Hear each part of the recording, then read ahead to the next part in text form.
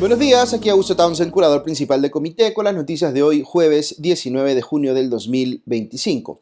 El podcast de hoy llega con el auspicio de Big Mount Group, una firma de selección de talento y consultoría que ha venido acompañando empresas líderes por más de una década y que como empresa B está enfocada en generar valor compartido desde una lógica de triple impacto económico, social y ambiental, porque el éxito empresarial ocurre cuando el talento y el propósito están alineados.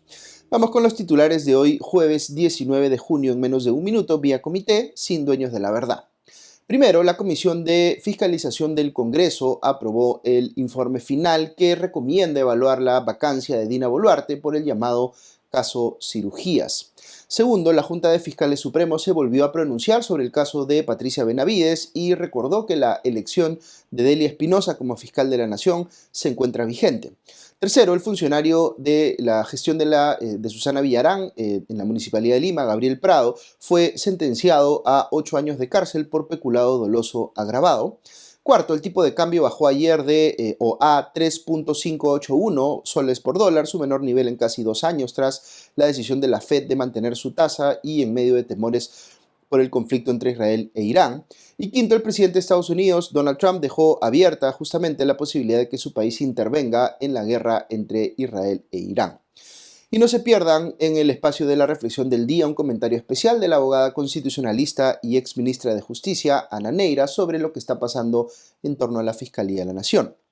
Una pequeña nota personal antes de pasar a las noticias. Aquellos de ustedes que andan pendientes de mi otra iniciativa, la Academia de Formación de Nuevos Políticos Democráticos, que se llama Recambio y que colidero con Gabriela Vega Franco, pues permítanme transmitirles la enorme alegría que es para mí iniciar un nuevo módulo presencial de nuestro programa de ciudadanía. Vamos a estar con más de 50 chicos y chicas de todo el país aprendiendo juntos qué significa ser un líder comprometido con la democracia. Gente proveniente de diversas regiones, con perfiles y posiciones ideológicas distintas, pero que quieren construir un mejor Perú desde la pluralidad y el diálogo democrático. Si ustedes vieran el talento que reúne este programa, entenderían por qué, pese a todo, yo soy un optimista impenitente respecto del Perú. Hay gente extraordinaria queriendo cambiar las cosas, como la que se da cita en los programas de recambio, es nuestro pequeño granito de arena para hacer que las cosas cambien para mejor. Y si hay entre ustedes quienes me escuchan todavía, algunos que no conocen qué es Recambio, pues los invito a que vean la página web recambio.pe para que sepan más y se contagien del optimismo que tenemos, incluso siendo plenamente conscientes de la enorme magnitud del desafío. Ok, pasamos al desarrollo de cada una de estas noticias sin dueños de la verdad. Aquí la primera. La Comisión de Fiscalización del Congreso de la República aprobó el informe final que, como ya había adelantado hace una semana su presidente Juan Burgos, recomienda evaluar la vacancia de Dina Boluarte por el llamado caso Cirugías. El informe, que fue aprobado con 9 votos a favor y 3 abstenciones, establece que se ha podido determinar con un alto grado de certeza que la presidenta Boluarte se sometió a una intervención quirúrgica de carácter estético y funcional y, en consecuencia, se ausentó del cargo entre los días 28 de junio y 4 de julio del 2023. Esto pese a que la presidenta y distintos miembros de su Consejo de Ministros lo han negado en reiteradas ocasiones. Las recomendaciones del informe señalan que el Congreso se encuentra en la obligación constitucional de valorar si dicha conducta compromete irreversiblemente la integridad moral de la presidenta para ejercer el cargo y, en consecuencia, si resulta jurídicamente procedente y políticamente legítima la declaración de su vacancia por la causal de incapacidad moral permanente. El informe afirma también que ha quedado establecido que la mandataria permaneció internada en la clínica Cabani por un periodo de 2 días y una mañana, tiempo que se suma a los días de descanso médico que habría requerido para su recuperación. Con ello, afirma el informe, Boluarte habría incurrido, y esta es una cita textual, en abandono del cargo sin justificación constitucional. Ante estas conclusiones, la comisión remitió el informe a la Subcomisión de Acusaciones Constitucionales del Congreso para que determine si la presidenta Boluarte incurrió en la infracción de los artículos 113, 114, 115 y 118 de la Constitución. Además, el informe también fue enviado a la Fiscalía de la Nación para que evalúe el inicio de investigaciones preliminares contra la jefa de Estado por el presunto abandono de funciones. Segunda noticia. La Junta de Fiscales Supremos se volvió a pronunciar sobre el caso de Patricia Benavides y recordó que la elección de Delia Espinosa como fiscal de la Nación, entre comillas, se encuentra vigente. La máxima autoridad del Ministerio Público emitió un nuevo comunicado ayer en el que realizaron una detallada cronología de los cambios que ha sufrido el cargo de fiscal de la Nación desde la designación de Benavides en el 2022 hasta la elección de Espinosa en esa posición que tiene mandato hasta el 2027. En el documento recordaron el proceso de destitución seguido contra Benavides, que concluyó con la ratificación de la sanción por parte de la Junta Nacional de Justicia en octubre del 2024. El comunicado menciona que, habiendo quedado firme la destitución en última y definitiva instancia en la Junta Nacional de Justicia, la Junta de Fiscales Supremos procedió, conforme a la Constitución, a elegir al nuevo fiscal de la Nación, que sería, como ya sabemos, Delia Espinosa. El documento de la Junta de Fiscales Supremos cierra reiterando su compromiso y fiel cumplimiento a sus funciones atribuidas, siendo una de ellas la elección del fiscal de la Nación. Este comunicado es una nueva respuesta a la resolución de la Junta Nacional de Justicia que ordenó reponer a Patricia Benavides como fiscal de la Nación. Prueba de ello es el énfasis que hace la Junta en explicar la legalidad de cada uno de sus movimientos respecto del caso de Patricia Benavides y la posterior elección de Delia Espinosa en la Fiscalía de la Nación. Además, vuelven a hacer mención, al igual que en el comunicado emitido el martes, que la atribución de elegir quién es fiscal de la Nación es exclusiva de la propia Junta de Fiscales Supremos y que por tanto Benavides no puede ser impuesta en el cargo como pretende la Junta Nacional de Justicia. Siguiendo con este tema, ayer el congresista Elías Varas, de la bancada de Juntos por el Perú, Voces del Pueblo, presentó una denuncia constitucional contra 6 miembros de la Junta Nacional de Justicia por justamente su fallo en el caso de Patricia Benavides. La acusación alcanza al presidente de la Junta, Gino Ríos, a la vicepresidenta María Teresa Cabrera y a los magistrados Jaime de la Puente, Víctor Chanduví, Germán Cercovic y Cayo Galindo, quienes votaron a favor del retorno de Benavides al cargo de fiscal de la Nación. La denuncia no incluye al magistrado Francisco Tábara, que se abstuvo de participar en dicha votación. El legislador acusó a estos 6 integrantes de la Junta Nacional de Justicia por el presunto delito de usurpación de funciones y de abocamiento ilegal de un proceso en trámite. Por su parte, el congresista Alfredo Pariona, de la bancada socialista, también presentó una denuncia constitucional contra estos mismos 6 magistrados de la Junta, pero además pidió su inhabilitación para ejercer cargos públicos por 10 años. Tercera noticia, el exgerente de Seguridad Ciudadana de la Municipalidad de Lima, durante la gestión de Susana Villarán, Gabriel Prado, acaba de ser sentenciado a 8 años de prisión efectiva por el Poder Judicial por haberse apropiado ilegalmente de fondos públicos, es decir, por el delito de peculado doloso agravado, según leo en El Comercio. A Prado lo había acusado la Fiscalía de haber sustraído para sí 20.000 soles de la Municipalidad y de la Fundación de Lima que, según el Ministerio Público, estaban destinados a atender a las víctimas de un incendio ocurrido el 28 de enero del 2012 en el Centro de Rehabilitación Dioses Amor en San Juan del Lurigancho.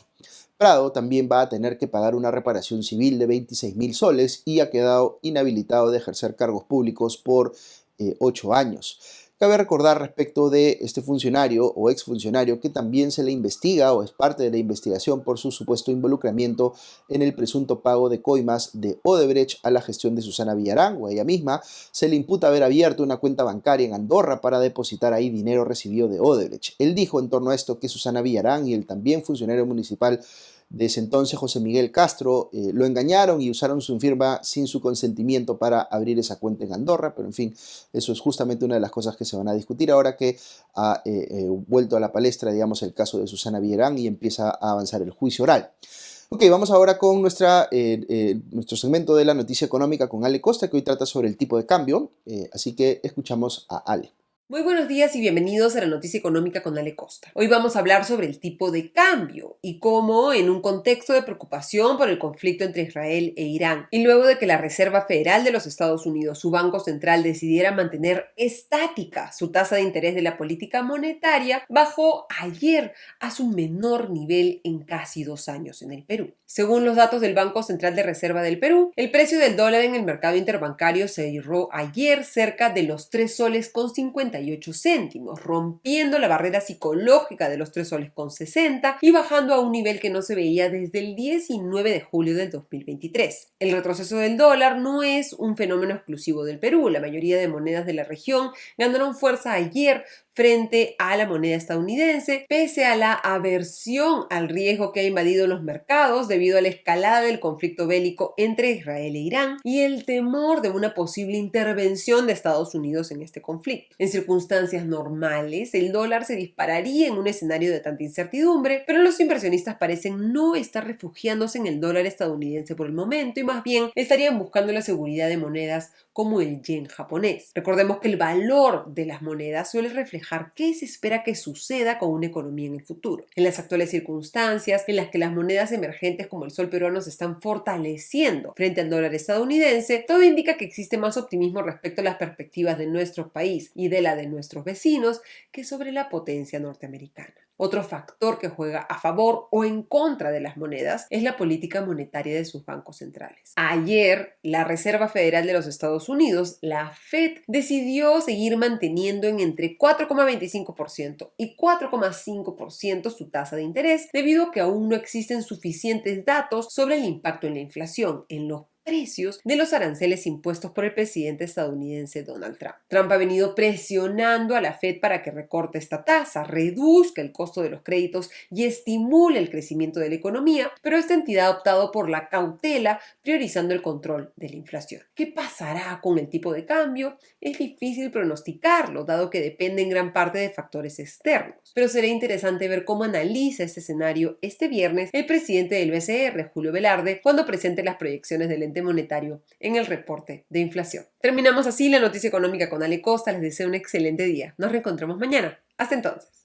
Muchas gracias, Ale. Vamos ahora con la quinta y última noticia. En el sexto día de conflicto entre Irán e Israel, ambos países intensificaron sus ataques con más de 400 misiles balísticos lanzados por Teherán contra territorio israelí. En respuesta, el ministro de Defensa Israel Katz anunció en la red social X que la destrucción del cuartel general de seguridad interior del régimen iraní.